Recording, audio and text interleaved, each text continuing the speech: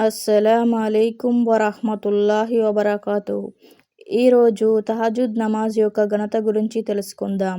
ప్రతిరోజు రాత్రి తహజుద్ సమయంలో అల్లా మొదటి ఆకాశానికి వచ్చి పిలుస్తాడు. ఎవరైనా ఉన్నారా? నన్ను ప్రార్థించేవారు. నేను వారి ప్రార్థనను ఆలకిస్తాను.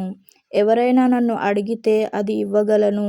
ఎవరైనా క్షమాపణ కోరేవారు ఉన్నారా? నేను వారిని క్షమిస్తాను. ఆధారం సహీహ్ బుఖారీ 1145.